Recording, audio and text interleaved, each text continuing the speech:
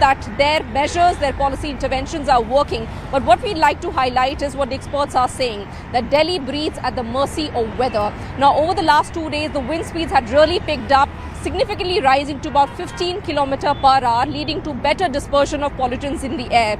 But over the last 24 hours, the wind speeds have dropped. There's a slight amount of moisture in the air, and the western disturbance is also approaching northwest India, which is going to bring more moisture in the air. Now, as you can see behind me, this anti-smog gun on my left side. Now, these intensive measures are what the Delhi government have been emphasizing as soon as the AQI starts rising. Now, according to the latest forecast of the India Meteorological Department, this western disturbance, which is going to impact northwest India, especially the peak northern parts, especially J&K, Uttarakhand, Himachal Pradesh, around 30th of December, is going to bring another rain or snow spell in the upper reaches. But this is going to lead to more moisture in the air, which also comes with a forecast of dense fog over northwest India. In Delhi, there can be shallow to moderate fog conditions. Now, experts are highlighting that these foggy conditions could combine with the high amount of pollution in the air to create another smog episode. According to the latest forecast, the AQI is likely to be in the very poor category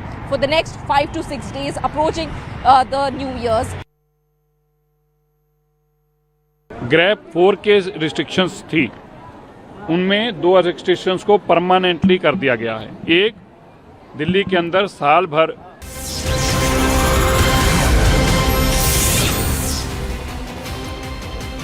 Hello and welcome. Very good morning. You're watching CNN News 18 with me, Arun Dhanta. Let's start this bulletin with the top headlines that we're tracking in this hour. Tripura student stabbed to death in Dehradun for objecting to racial abuse. 5 accused arrested. Tripura CM speaks to Uttarakhand Chief Minister.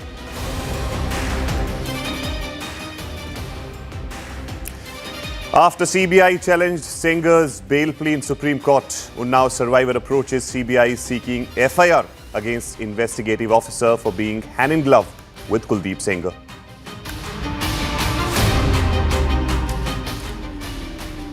BJP leader Ashok Singh from Madhya Pradesh booked after a video surfaced showing him threatening a rape survivor.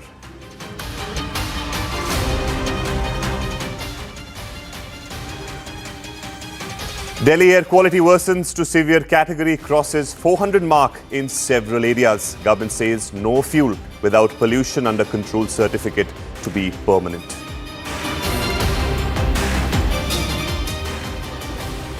Bangladesh minority groups demands firm commitments from all political parties to protect minority rights in their election manifestos ahead of the upcoming polls.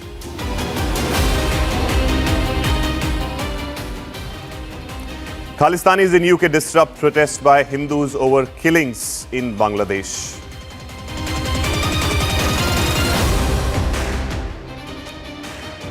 Ukrainian President Volodymyr Zelensky to meet US President Donald Trump tonight at 11:30 p.m. in Florida for talks on peace deal.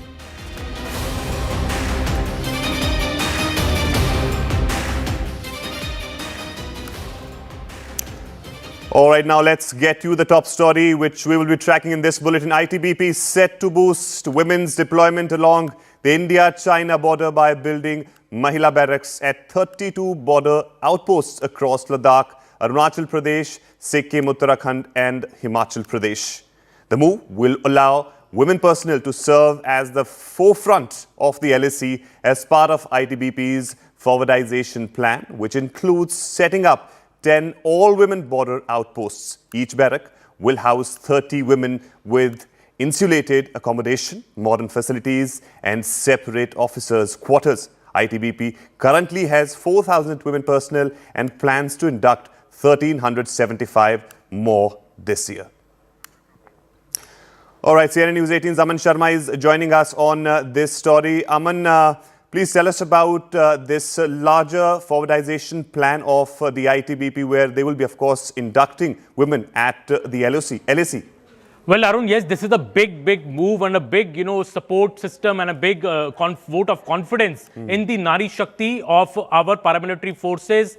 The ITBP, which is the force which guards the line of actual control with China, has decided that women personnel in its ranks will be posted at the LAC. The ITBP has invited consultancies to build all Mahila barracks at 32 places alongside the LAC. This is all along the LAC, right from Ladakh to Arunachal Pradesh, to Himachal Pradesh, to Uttarakhand, all the border states, even Sikkim as well. 32 full all Mahila barracks will come up here. That means that earlier ITBP, in fact, a couple of months back, the ITBP DG had said that they are planning for 10 all-women border outposts on the LAC, and these 32 Mahila barracks will now be servicing, once women are posted there, they need an all-Mahila barrack, and these all-Mahila barracks will come up within the next 3 years. That is the ITBP's big plan. The 32 Mahila barracks, each barrack will house about 30 women. So about 1,000 women personnel of the ITBP will be posted at these 32 forward posts where, they will be guarding the LAC, doing the patrolling duties, and all are these high altitude posts. So, this is a very challenging environment, but, the ITBP has been recruiting women. In fact, as we speak today, nearly 4,000 women are a part of the ITBP ranks. And in fact, this financial year, they are inducting about 1,375 more women personnel. So by the end of March, there will be 5,000 plus women personnel in the ITBP, and that is why this is a very, very big move. In fact, the Modi government, Arun, since it came in 2016, it fixed a target for each paramilitary force to have at least 10 to 15% of its strength of women. And these women are very well trained. Some are trained as commandos, and some are trained for these high altitude, positions that the ITBP has. So a major move being done by the ITBP, and this will reflect in the next 1 year or so when we see these postings begin to happen. And Aman, we of course understand the importance and criticality of the line of actual control. On the other side, you have China. What is the thought process behind this move when you will have women at the frontier, especially facing China? Well, see, Arun, I think that shows a view in the government that women are no less than our men personnel. They come with the same bravery, they come with the same grit. And that is why when women have been inducted into the paramilitary forces, there is no shying away from posting them in tough conditions as well. We have seen the BSF, for example, post women personnel on the border, with the international border with Pakistan. In the past, they have been doing patrolling duties there for the last couple of years. And now the ITBP is taking the lead. Even the CRPF has a lot of women personnel which are posted in, key areas, even Naxal-affected fight against Naxals. Women personnel of the CRPF have been used, and the ITBP, I think, is taking the step forward by posting its women personnel at the line of actual control, because this is now a very, very clear, we had this disengagement with China earlier this year, and the tempers have cooled down. But India is certainly taking no chances. We are building forward road infrastructure all the way to the Chinese borders. We reported that a couple of days back in Uttarakhand, a new 32-kilometer road being built. So women personnel, all women barracks, all women border outposts on the LAC is a big vote of confidence in the bravery and the grit of our women forces, and ITBP has decided to go ahead with this plan. Well, that's right. Big Nari Shakti push by the Indian government, and therefore we are seeing that you will have the presence of women at the LAC from the ITBP side. Thank you so much, Aman, for putting this story into perspective.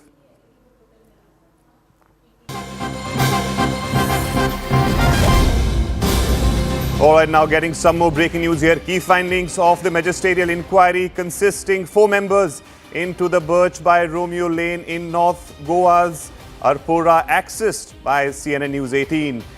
The probing panel has flagged serious lapses by the local panchayat and several government departments. The probe found that the primary culpability lies with the panchayat, which allowed the club to operate despite the trade license expiring in March 2024. Although a demolition order was issued, the authorities failed to act, highlighting a systemic failure over the years. The Goa Coastal Zone Management Authority is also under scrutiny.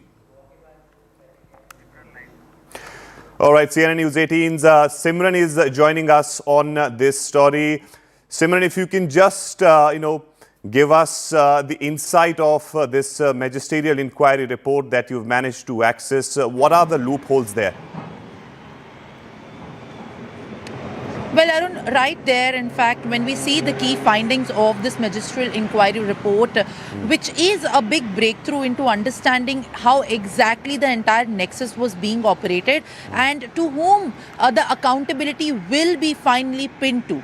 And, this magisterial inquiry, to put things into perspective, was set by the Goa CM shortly after the incident was reported. It is about the loss of life of 25 innocent people who were present there when when the deadly fire happened on that salt pan on which the Birch by Romeo lane was constructed. Now, following that, what is even more important, that the magisterial inquiry, which is in charge to pin exactly what kind of lapses were being conducted and who were all the departments behind all of that procedural and the issuance of the order of that Birch by Romeo lane. So what has come forward essentially by the 4-member of the magisterial inquiry committee report is that now the panchayat had also been in fact in this under scanner for having that culpability of issuing the demolition notices but not acting on it. Apart from that, there was also the pollution control board that had this official, the secretary, the member secretary of the pollution control board, who was already suspended. And I would also like to reiterate the fact in this very case, which had taken the lives of 25 people, 3 officials just after the incident were immediately suspended. Now, with this magisterial inquiry report coming into being, and now this report, after it will be finally constituted and the report will be out, this the CM House is also going to take action based on the lapses and the kind of reasons due to which this incident happened. And it is important to note also on that another front that the people who had been suspended also included the secretary of the panchayat, the director of the panchayat as well, and the sarpanch, who was the Roshan Redkar. All of these have been out on anticipatory bail as well. That was a court order. But essentially what is to be noted, that after this report gets to the CM House in Goa, what action is finally followed up after the report has made several revelations, considering that the panchayat was essentially the body that had not been acting on, after being also the body that had issued so many licenses, including trade, PUC and many other licenses. Back to you. Yes, and it seems to be a larger nexus here, and this report could perhaps open the Pandora's box. But Simran, you were there, you've tracked this story very closely. What do you think are the efforts which is required at this point as far as these pubs and bars are concerned in Goa needs to be done to really get the confidence back of the tourists? Well, absolutely. As we have also given out the details how there is a setback to the entire tourist industry given this very incident, although much of that fraternity is now still suffering to recover from the losses after people have also been hesitant and they are being more cautious as tourists and visitors. But essentially, if the report becomes in fact public, or if it is given to the CM House, the major ball is going to be in the CM's court, and also how exactly the action will be taken on to those officials who have been named in those departments and in those areas where the lapses have been essentially found. If we talk about the key findings right now as well, which are essentially the kind of nexus exactly which was being operated, the key findings indicate that it was the panchayat that holds the major culpability, as the sarpanch, the additional director. These were the people who had the signatories done on these papers, who had issued the trade license. Given the fact that this is a salt pan, the panchayat did issue the demolition notice, and it was rightfully in that authority to do that. But even after doing that, so what were the action taken by the panchayat? They had the time to demolish the structure, but they did not. Now, that is a very concrete point, Arun, when we think of how exactly this can be made into a series of understanding what department, what body, what authority was exactly and actually responsible. The question largely over the accountability of one huge department or one huge body and one huge person will be shifted and will be coming out as a report becomes available as well, while the CM office also acts on it. Back to you. Well, that's right. So these are the key findings of Goa fire tragedy, as of course Simran was highlighting about that magisterial report which was accessed by CNN News 18. Thank you so much, Simran, for putting this story into perspective. Now moving on. Political sparks are flying between Kerala and Karnataka over Bengaluru's demolition drive. Kerala Chief Minister Pinarayi Vijayan has accused the Karnataka Congress government of running a bulldozer raj after hundreds of families were evicted. Karnataka leaders have hit back Deputy CM DK Shivkumar, saying that they are safeguarding public land, not bulldozing homes. Chief Minister Siddaramaiah called Vijayan's remarks politically motivated. Kerala Rajya Sabha MPs are also visited the site and lashed out at the Congress government. Meanwhile, Congress General Secretary K.C. Venugopal has spoken directly to Siddaramaiah and Shivkumar. He said that such actions should have been carried out with far greater caution, sensitivity and compassion, keeping the human impact at the center. ಅವ್ರಿಗೆ notice ಕೊಟ್ಟು ತೆಗಿಬೇಕು ಅಂತ ಹೇಳಿದ್ರು. ಅವರು ಕೇಳಲಿಲ್ಲ, ಅದಕ್ಕೋಸ್ಕರ ಕಾಲ ಮಾಡಿಸಿದ್ದಾರೆ. ಅದಕ್ಕೆ ನಾನು ಕಮಿಷನರ್ ಜೊತೆ ಮತ್ತೆ ಸೆಕ್ರೆಟರಿ ಜೊತೆ ಮಾತಾಡಿದ್ದೀನಿ. ಅವ್ರಿಗೆ ಆಲ್ಟರ್ನೇಟಿವ್ ಅರೇಂಜ್ಮೆಂಟ್ ಮಾಡ್ಕೊಡಿ, ಮತ್ತೆ ಅವ್ರಿಗೆ ಉಳ್ಕೊಳ್ಳಿಕ್ಕೆ, because most of them are migrates, ಬೇರೆ ಕಡೆಯಿಂದ ಬಂದಿರೋರು. ಸೊ ಆದರೂ ಕೂಡ ಮಾನವೀಯತೆ ದೃಷ್ಟಿಯಿಂದ ಅವ್ರಿಗೆ ಆಲ್ಟರ್ನೇಟಿವ್ ಆಗಿ ಜಾಗ ಮಾಡಿಕೊಡಿ, ಅವ್ರಿಗೆ ವಸತಿ ನಿರ್ಮಿಸ್ಕೊಡ್ತಕ್ಕಂಥ ಕೆಲಸ ಮಾಡಿ. Congress government headed by Siddaramaiah has failed on many fronts, whether it's Dharmasthala issue, whether it's a hate speech bill, and also on corruption issue. Day by day corruption is increased. Recently, 14.5 crores has been seized at Sarfraz Khan, who was the private secretary, who is the private secretary of Zamir Ahmad.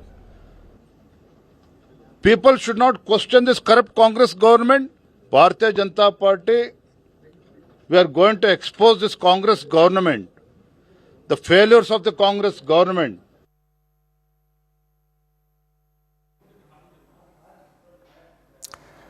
All right, CNN News 18's Pallavi Ghosh is joining us live on this story from Newsroom. Pallavi, put this story into perspective. First up, why Kerala Chief Minister actually jumped into this, and also why there's a confusion in terms of statements coming from different Congress leaders. So there are two things over here. First, let's talk about the demolition we are talking about in Bengaluru. Remember, the Congress party has always attacked the BJP, particularly Yogi Adityanath, for being a demolition man, for being cruel, for being heartless. And, you know, that is this the right way to provide justice? That's the point which I think the Congress party is realizing, which is why you're having a different statement coming in at the state level and a different one at the central level, which is why K.C. Venugopal has tried to do a certain amount of damage control. Second, if you're asking me about the left versus Congress, I know it sounds very confusing, Arun, considering that both of them are a part of the India bloc. Left is an ally of the Congress party in West Bengal. Congress is accused of being left-leaning. Rahul Gandhi enamored of the left narrative. But in Kerala, which goes to polls in 2026, they are bitter political opponents. They have to attack each other. Of course, the BJP is going to make this point that this is confusing the voters. But in Kerala, you will notice that Pinarayi Vijayan versus, say, Priyanka Vadra or the Congress top leadership is a very powerful narrative which both the sides are trying to push. It's not about any ideological battle. It is more about the electoral battle for the battle for Kerala in 2026. All right, thank you. Thank you so much, Pallavi, for putting this story into perspective. We also have Rohini Swami joining us live from the site that you can see, in fact, in the backdrop. Rohini, what exactly is happening right now? Of course, Pallavi was speaking about the politics which is happening between Karnataka and Kerala here. But what is the ground assessment? What you can see, what you can show from the ground? Well, the political twist to this is something I had, but there's also an issue of livelihood. There's an issue of life. Let me quickly show you the visuals around, because it's whatever be it, this kind of demolition where their lives have been crumbled down. Some very telling visuals. You can actually see how the windows have been completely crushed because the JCBs that were brought here, and they were brought here early in the morning. And let me tell you that they were relating how at 7 a.m. they were only asked to disconnect their cylinders, gas cylinders, because they were scared that there would be some kind of after effect because of the demolitions. And then their houses were just razed to the ground. Young children, elderly people, sick and elderly people, all of them rendered homeless. Their houses flattened overnight. And for the last few days, what they have been doing is they have been living under very severe cold conditions. Let me tell you also, Bangalore, has been quite cold in terms of temperature, between 10 to 14 degrees, and it is very, very difficult. But as of now, what they're doing is they are trying to build their documentation, which they say they've been here for 20, 25 years, and they have been building now documentation to submit to the government, because they've been given an assurance by the government right now that they will be given homes to their house, they'll be sent to another shelter home, or houses will be constructed. And John Hussain, who's actually right now, if I can quickly show you, he's collecting Aadhaar card details of every single person here. There are 250 homes. Hussain bhai, अभी तक आप जो कर रहे हैं ये किस लिए आप आधार कार्ड यहाँ पे कलेक्ट कर रहे हैं? मैडम जिसका घर टूट गया उसी लिए कलेक्ट कर रहे हैं। जमीर साहब को देना है, हाउसिंग बोर्ड मिनिस्टर को, उनको देने के लिए कलेक्ट कर रहे हैं। अब जो आप एक बार हमें बताइए कि उस दिन हुआ क्या था सुबह के वक्त जब आए थे जेसीबी? पहले भी 2-3 नोटिस दिए गए थे, सरकार ने कहा था यहाँ पे जो लोग यहाँ पे 20-25 साल से रह रहे हैं कि उनको भी पहले भी बताया गया था कि ये सरकार की जमीन है, यहाँ से उनको निकलना था। मैडम कुछ भी नोटिस नहीं आई, ये चुपके झूठा अफवाह फैलाया करी घोड़ा जो है उन्होंने, और जाके हमको नोटिस नहीं आई। सुबह 7 बजे तक आए घर में बच्चे लोग सो रहे थे, सिलेंडर काढ़े बाजू डाल के घर तोड़ने का शुरू किया लोग। हम लोग टाइम पूछे लोग को 2 आवर टाइम दो, खाली करके देते हम लोग बोल के। अब क्या बोले हैं सरकार? क्योंकि सरकार को ये भी बताया गया है कि जो जितने लोग यहाँ पे हैं, एक पहले तो अलग जगह उनको दिया गया था कि यहाँ पे डेमोलिशन हो रहा है, आप यहाँ से गए क्यों नहीं? मैडम वो दिए थे इसका हमारे अम्बेडकर भवना में दिए थे गड़ा नगर के पास। हम लोग को उधर से गए, अभी इधर से खाली किया तो बीबीएमपी वाले लोग आके कंपाउंड को इधर ये करेंगे। हम लोग जाना नहीं चाहते, ठंड भी रहो कुछ भी रहो, हम लोग इधर ही रहना चाहते हैं। जब तक हम सरकार दूसरी जगह ना दे हम लोग तब तक इधर से नहीं हटेंगे। अच्छा, तो आप अब क्या कर रहे हैं? आप सरकार से क्या आपकी क्या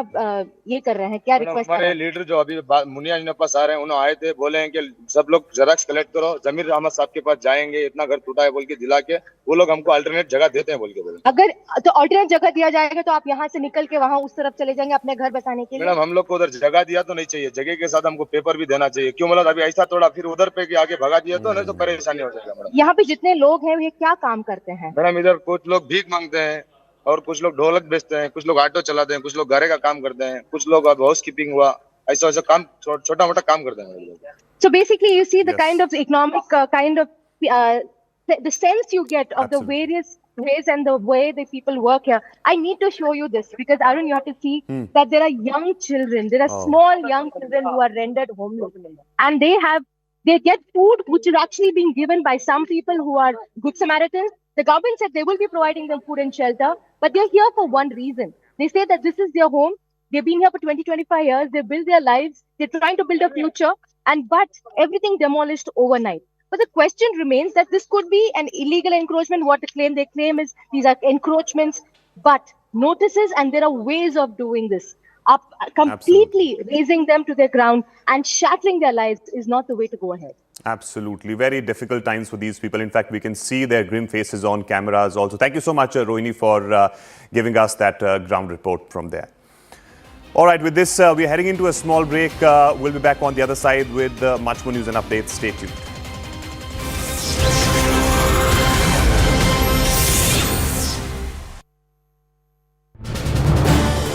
This is News 18 Network.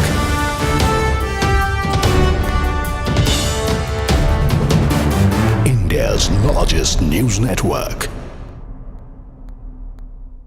To Delhi's dipping air quality now.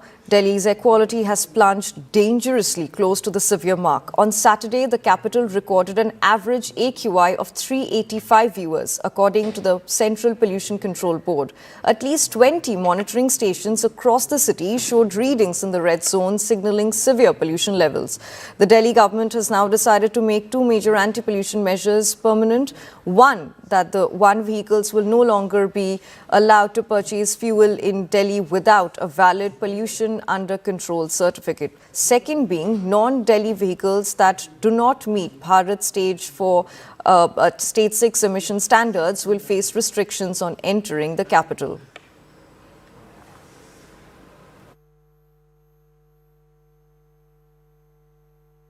After severe smog episode last week, the national capital breathed a sigh of relief when the AQI steadily fell down to about 230, 250, which is in the poor category. The visibility significantly improved. Now, the Delhi government claims that their measures, their policy interventions are working. But what we'd like to highlight is what the experts are saying, that Delhi breathes at the mercy of weather. Now, over the last 2 days, the wind speeds had really picked up, significantly rising to about 15 km per hour, leading to better dispersion of pollutants in the air. But over the last 24 hours, the wind speeds have dropped. There's a slight amount of moisture in the air, and the western disturbance is also approaching northwest India, which is going to bring more moisture in the air. Now, as you can see behind me, this anti-smog gun on my left side. Now, these intensive measures are what the Delhi government have been emphasizing as soon as the AQI starts rising. Now, according to the latest forecast of the India Meteorological Department, this western disturbance, which is going to impact northwest India, especially the peak northern parts, especially J&K, Uttarakhand, Himachal Pradesh, around 30th of December, is going to bring another rain or snow spell in the upper reaches. But this is going to lead to more moisture in the air, which also comes with a forecast of dense fog over northwest India. In Delhi, there can be shallow to moderate fog conditions. Now, experts are highlighting that these foggy conditions could combine with the high amount of pollution in the air to create another smog episode. According to the latest forecast, the AQI is likely to be in the very poor category for the next 5 to 6 days approaching the New Year's. Grab 4 के restrictions थी, उनमें 2 restrictions को permanently कर दिया गया है। एक, दिल्ली के अंदर साल भर 20 years. Wow. 20 years of constant change. Countless voices. Innumerable headlines. But there was only one guiding philosophy. A singular purpose. A consistent focus on the truth. A relentless drive. To make sense. Celebrating 20 years of CNN News 18 makes sense.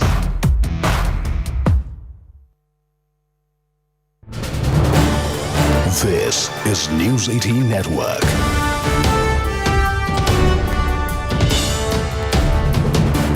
India's largest news network. To Delhi's dipping air quality now. Delhi's air quality has plunged dangerously close to the severe mark. On Saturday, the capital recorded an average AQI of 385 viewers, according to the Central Pollution Control Board. At least 20 monitoring stations across the city showed readings in the red zone, signaling severe pollution levels. The Delhi government has now decided to make 2 major anti-pollution measures permanent.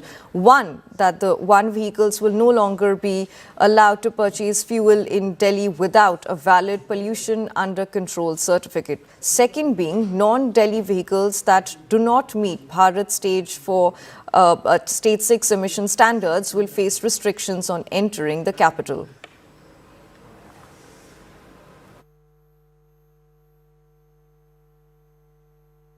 After a severe smog episode last week, the national capital breathed a sigh of relief when the AQI steadily fell down to about 230, 250, which is in the poor category. The visibility significantly improved. Now, the Delhi government claims that their measures, their policy interventions are working. But what we'd like to highlight is what the experts are saying, that Delhi breathes at the mercy of weather. Now, over the last 2 days, the wind speeds had really picked up, significantly rising to about 15 km per hour, leading to better dispersion of pollutants in the air.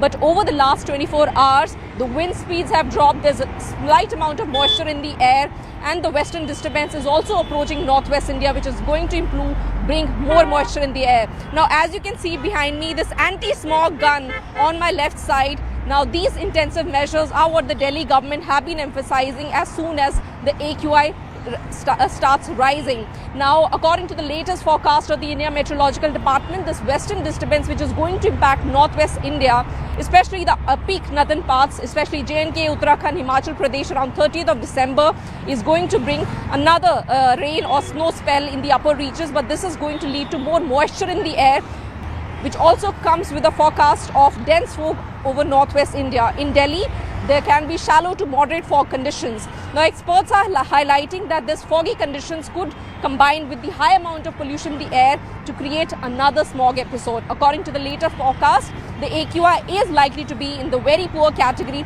for the next 5 to 6 days approaching the New Year's. Grab 4 के restrictions थी, उनमें 2 restrictions को permanently कर दिया गया है। एक, दिल्ली के अंदर साल भर अब PUCC आपको ज़रूरी होगा। कहीं पे भी आप बिना पोल्यूशन कंट्रोल सर्टिफिकेट के फ्यूल नहीं मिलेगा। जो दिल्ली से बाहर की गाड़ियां हैं उनको भी आने में बाहर स्टेज 6 से कम की गाड़ियों के ऊपर ग्रैप 4 के दौरान बैन रहेगा। ऐसा आंकलन किया जा रहा है कि दोबारा से मौसम खराब वेस्टर्न डिस्टर्बेंस के चलते हो सकता है, इसलिए हम बहुत पैनी नज़र रखे हुए हैं। हमारी कोशिश है कि दिल्ली के लोगों को ऐसी दुविधा दोबारा से चैलेंजेस को ना फेस करना पड़े, उसके लिए लगातार सरकार निरंतर कर रही है। हर घर में गैस कनेक्शन हो, सिलेंडर हो, साफ ऊर्जा हो, ये सरकार का ध्येय है।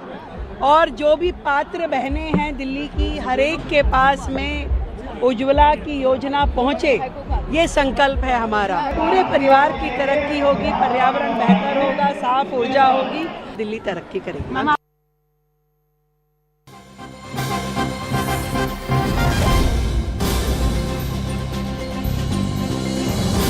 This just in, viewers, that Delhi gasps as air quality.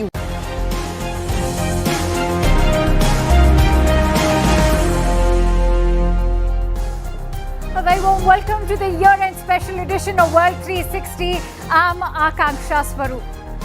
This year, Donald Trump's return to the White House has reshaped America's global leadership, one that shattered multiple precedents, marking his second non-consecutive term as uniquely disruptive. He was elected after 2 impeachments, a felony conviction, and sworn indoors amid brutal cold. Soon after, he unleashed an unprecedented executive order barrage in his first 100 days. Trump also entered office as the oldest president ever at inauguration. And a Musk-backed Doge initiative further blurred lines between government and private tech. All of it redefining modern presidencies. But more importantly, he unleashed a global trade war, using tariffs as a key foreign policy tool in 2025.